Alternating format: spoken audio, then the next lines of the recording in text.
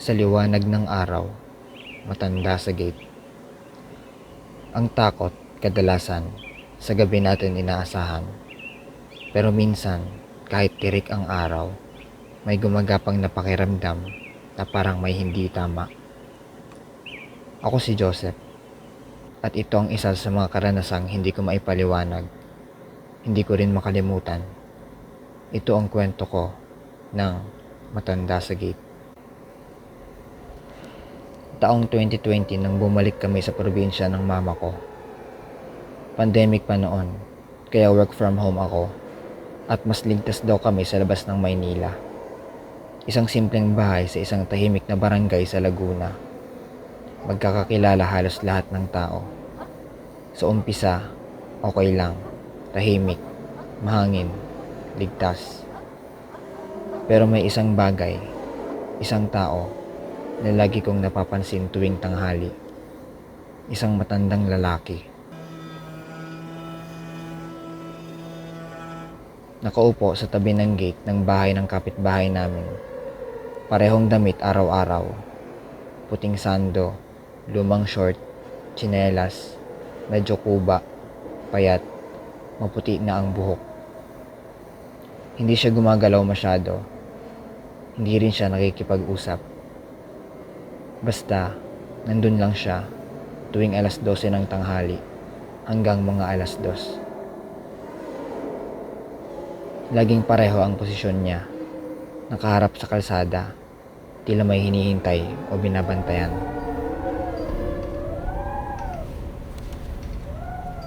Noong una, akala ko normal lang. Baka taga doon siya, baka nagpapahangin, matanda na, wala namang masama. Pero habang tumatagal, may napapansin akong kakaiba. Hindi siya pinapansin ng ibang tao. Literal. Noong isang araw, may nadaan na tindera. Nilapitan ako, pero hindi man lang lumingon sa matanda. Tumingin pa nga sa direksyon niya, pero parang walang nakikita. Isang araw, tinanong ko si mama, "Ma, kilala mo ba yung matandang laging nasa gate ni Aling Celia?" "Anong matanda?"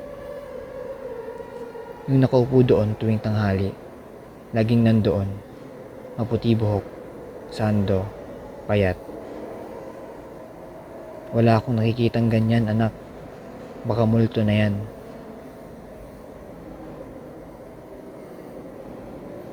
Napatawa siya. Ako hindi. Kinabukasan, sinubukan kong kunan ng picture ang matanda. Naka-zoom. Tahimik akong nagpicture mula sa bintana. Pero nang tingnan ko yung larawan, wala siyang muka. Literal. Blurred. Parang binura. Parang sinadya. Yung gate nandoon. Yung semento malinaw. Pero sa lugar niya, blur. Sinubukan ko ulit kinabukasan. Sa video naman, nandoon siya. Kita ko sa screen habang nagre-record ako. Pero nung i-playback ko, wala siya. Yung camera, hindi siya nakikita. Pero mata ko, kitang-kita siya. Nakatitig sa akin. Simula noon, nagsimula akong managinip. Lagi siyang nandoon, nasa labas ng gate, nakatitig lang. Minsan kumakatok, minsan tumatawag. Pero lagi, alas 12 ng tanghali, kahit sa panaginip. Isang araw, hindi na ako nakatiis. Lumabas ako ng bahay. Dumiretso ako sa gate ni Aling Celia. Nandoon siya. "Tay, okay lang po ba kayo?" Hindi siya sumagot. Hindi rin siya tumingin. Nang lumapit ako ng konti, napansin ko na hindi siya humihinga. Walang galaw. Parang display. At saka lang siya lumingon. Mabagal. Umiikot ang leeg niya. hindi ang katawan. Hanggang sa magtama ang mata namin. Parang may biglang dumaan sa likod ko. Hangin? Tao? Hindi ko alam. Pero pagharap ko ulit, wala na siya. Pumasok ako agad sa bahay. Kinabukasan, nag-impake kami. Bumalik kami sa Maynila. Hindi na ako tumuloy ng stay. Isang buwan makalipas, may dumaan akong thread sa Facebook.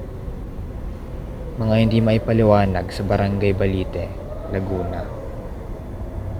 Isa doon ang kwento ni Aling Celia. May matandang lalaki raw na namatay sa loob ng bahay nila. 5 taon na ang nakakaraan, malapit sa gate. Nabagsakan daw ng bakal habang inaayos ang bubong. Tanghaling tapat, 12:00.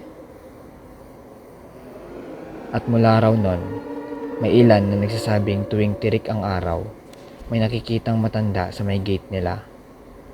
Pero ang nakakakita lang, yung hindi taga roon. Simula noon, hindi na ako basta-basta tumitingin sa kalsada tuwing tanghali.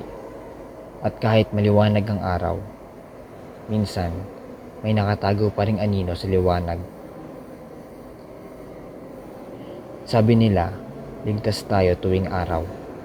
Pero paano kung may mga nilalang na hindi takot sa liwanag? Ako si Joseph. Ikaw, anong tatak-takot mo?